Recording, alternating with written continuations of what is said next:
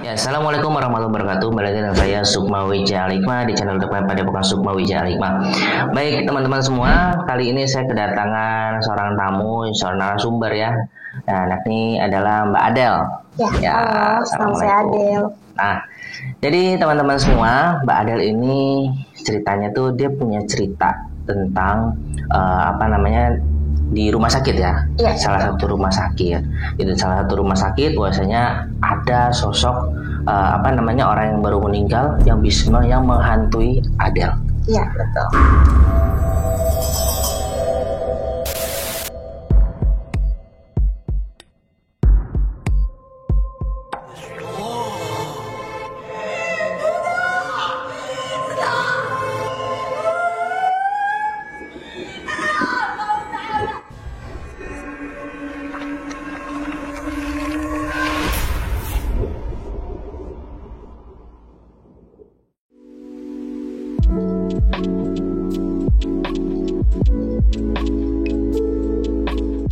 Warahmatullahi wabarakatuh.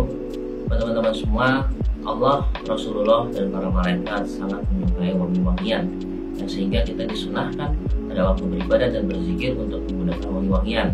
Nah, insya Allah wangi-wangian dari minyak arak ibadah original dan membuat doa-doa kita lebih cepat sampai ke Allahnya.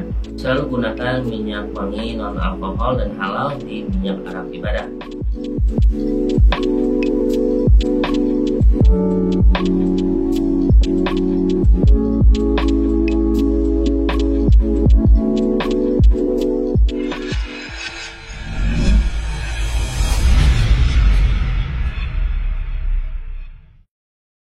Nah, cuman sebelumnya itu sekarang Mbak Adel nih kegiatannya ngapain? Masih bekerja sambil kuliah. Sambil kerja sambil kuliah. Kuliahnya semester akhir? Semester 7. Semester 7. Kira semester 9. Oh enggak. Jadi udah semester 7 udah mau selesai, akhirnya sekarang masih magang berarti ya di tempat itu? Ya, masih kontrak. Oh, masih magang di rumah sakit? Iya. Di rumah sakit itu. Nah, rumah sakitnya ini daerah Jakarta lah ya? Iya. Disebut daerah Jakarta. Nah, langsung aja kita tanya sama Mbak Adel ini. Tadi kan kita sudah ngobrol-ngobrol nih sebelumnya kan, kita tadi udah briefing. Kata Mbak Adel ini pernah punya pengalaman yang mana pernah bertemu dengan sosok seseorang yang mana orang ini baru meninggal. Iya. Tapi udah meninggal, tapi baru besoknya itu tuh ketemu sama arwahnya gitu. Iya. Nah, ini emang agak sedikit creepy ya, menyeramkan sih. Nah, ini ceritanya gimana nih Mbak ceritanya gitu? Jadi waktu itu ada salah satu keluarga yang nyampein ke saya, karena kita sebagai admin kan kadang suka lupa ya pasien yang mana aja.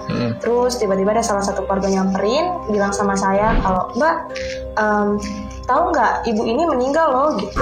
Terus saya bilang, saya ngucapin turut berduka cita dong akhirnya. Turut berduka cita ya Bu. Gitu, ini keluarganya? Iya, keluarga saya. Terus dari situ saya nggak ngeh yang meninggal itu yang mana gitu. Saya setahu saya namanya tuh Chinese, orang Chinese. Emang pasien dari keluarga ini banyak apa gimana? Jadi yang berobat tuh satu keluarga rame-rame gitu. Nah, ada yang berobat sakit berjamaah ya? Iya. Sakit berjamaah. Terus jadi mungkin dia kalau nggak salah sih complication ya, sakitnya tuh komplikasi. komplikasi. Bukan COVID kan? Bukan Okay. sakit biasa gitu. Terus dari situ 2 hari sebelumnya saya kan habis ketemu keluarganya. 2 hari selanjutnya saya kedapatan dinas malam. Kebetulan dapat dinas malam. Di situ saya masih kayak inget-inget ibu-ibu tadi yang ngomong tuh, itu katanya. Ibu-ibu tadi ngomongnya pas siang hari? Pas dinas pagi ya. Pas dinas pagi. Ya, pas 2 hari selanjutnya saya dapat dinas malam. Nggak tahu kenapa perasaan saya kok masih pikirin omongan yang ibu tadi. Padahal saya kan nggak kenal sama keluarganya juga, tapi info dari ibunya sering berobat ke sini gitu. Sering dilayanin juga loh Mbak sama Mbak gitu. Oh iya Bu gitu. Terus abis itu saya kedapatan dinas malam. Malamnya itu posisinya emang hawanya tuh nggak enak, nggak dingin tapi dingin gimana sih, anyep gitu. Dan itu kondisinya rumah sakitnya lagi sepi apa? Iya, lagi sepi. Kondisi kalau malam itu pasien yang masuk nggak terlalu banyak. Kalau dan karyawan pun juga nggak banyak ya kalau malam ya. Iya, kebetulan saya lagi dinas jaga sendiri. Terus abis itu kurang lebih saya ingat jam 12-an lewat, saya kedatangan dari ruangan itu datang satu pasien, terus selesai itu nggak masalah tuh. Terus pasien hidup ya, pasien hidup nggak masalah. Terus saya biasa aja, namanya orang kalau dinas sendiri kan pasti kita kan juga iseng nyetel lagu lah tuh, kita nyoba nyetel lagu. Terus dari situ saya udah mulai nggak enak tuh ngedengar suara hentakan mesin fotokopian yang tepatnya sebelah ada di ujung kanan saya.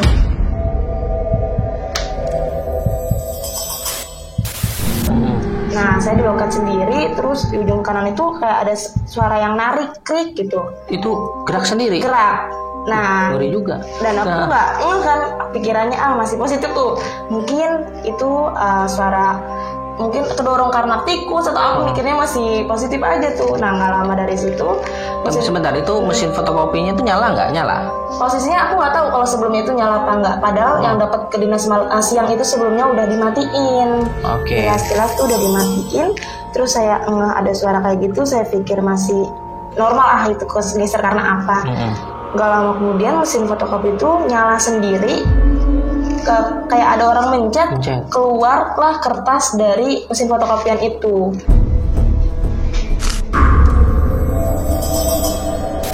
Ada gambarnya? Kosong. Oh, kosong. Iya. Kalau ada gambarnya lebih ngeri lagi teman-teman. Kalau ada muka orang kan itu lebih serem lagi sih. Tapi untungnya kosong nih. Untungnya kosong. Saking saya penasarannya, saya coba deketin itu mesin fotokopian. Saya ingat itu perasaan yang dinas siang udah selalu matiin karena saya sebelumnya belum fotokopi. Terus saya masih pikir normal aja, nggak masalah kalau mungkin karena error karena apa gitu. Dapatlah telepon dari ruangan perawatan, suruh saya untuk anterin berkas karena ada berkas yang ketinggalan. Saya print lah berkas, saya anterin ke lantai 3 lantai 3 perawatan itu. Itu masih normal tuh, saya masih biasa gitu, mungkin masih. Itu yang minta dokter. Perawat. Iya. Perawat hidup ya. Perawat hidup. Orang-orang hidup. Orang nyata.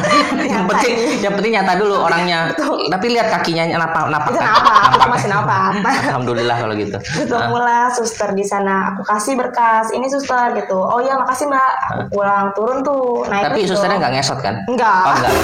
Serem lagi. Kalau susternya ngesot, lebih serem lagi. Lanjut. Udah nganter berkas di situ. Di lift posisi saya benar-benar sendiri. Kondisi posisi lift sebelah kiri lagi diperbaikin. Jadi yang bisa beroperasi yang sebelah kanan aja nih.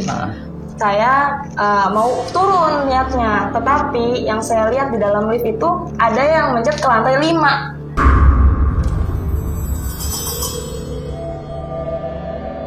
Saya berpikir masih positif. Oh, mungkin ini petugas keliling nih atau satpam yang mau tapi sorry, tadi kan ke lantai 3 kan? Iya. Terus ada yang mencet ke lantai 5. Lantai 5. Itu tapi posisi mbaknya mau turun apa mau naik? Mau turun. Ternyata ada yang mencet di lantai 5. Jadi dia naik dulu gitu. Naik dulu. Nah, saya pikir agar dulu tunggu gitu biar ada temennya gitu. Naik lantai. Liftnya udah naik lantai 5. Saya tungguin dia turun lagi. Turunlah. Pas dibuka kosong.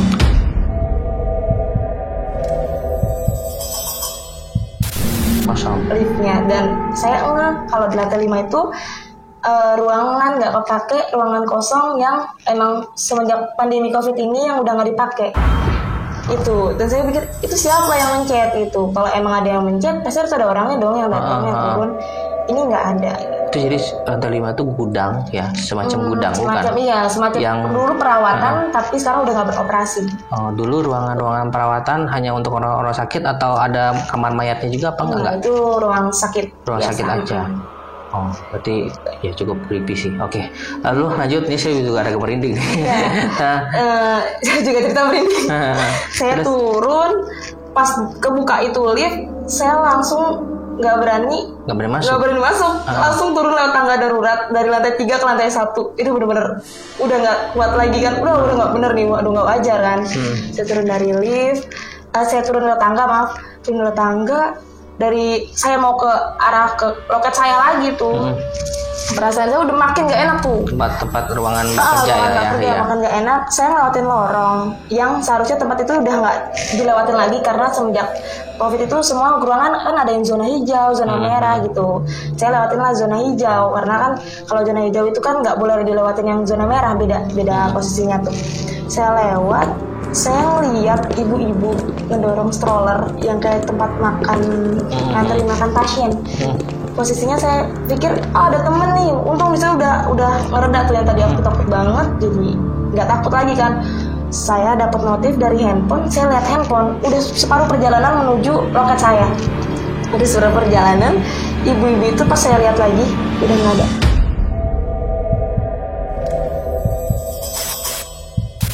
Hilang. Beneran itu hilang. Hilang. Udah makin nggak benar. Saya baru ibu-ibu nggak ada. Kemana? Saya nyariin dong. Tapi ibu-ibu itu Mbak ngeliat nggak, napak nggak dia tuh kakak? Napak, jalan jalan ya. Stroller di ban itu bunyinya jelas. Bunyi ya. Krik gitu. Dia lihat orangnya gitu. Lihat dan pakai baju biru. Saya nggak banget. Rambutnya agak keriting. Tapi membelakangi, nggak ke depan. Pas saya merinding, pas saya nengok ke depan nggak ada orangnya, saya nengok kanan kiri. Posisi saya anehnya ada di tepat di belakang saya sebelum jalan ke depan. Jadi yang harusnya saya udah tengah-tengah separuh jalan, saya mundur lagi deket patung kalau nggak salah. Saya mundur. Terus semakin nggak jelas kan, aku langsung lari. Udah nggak tahu tuh harus ngapain. Udah baca, udah istighfar segala macam. Wah, udah makin nggak jelas nih. Masih ingat tuh bayang-bayang orang yang katanya meninggal, yang ketemuin aku. Iya, yang keluarga itu ya. Kenapa aku mikirnya ke situ gitu kan. Nah, udahlah, pas mau sampai loket itu kan pasti banyak bangku ya, kosong. Aku ngeliat cewek berdiri, nggak napak itu, posisinya nggak napak, megang berkas lagi begini.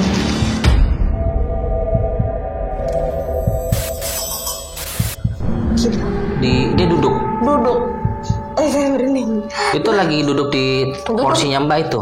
Enggak, di kursi tunggu. Oh, kursi tunggu. Dia lagi megang berkas gitu. Berkas diginiin, bener begini, dan kaku. Bajunya putih, kayak ada bercak kuning. Mukanya tuh pucat, nunduk ke bawah begitu. Bener-bener kaku. Nggak tahu aku mau ngomong gimana. Aku langsung beresin barang-barang aku. Aku pindah ke loket bareng-bareng sama temen aku yang umum.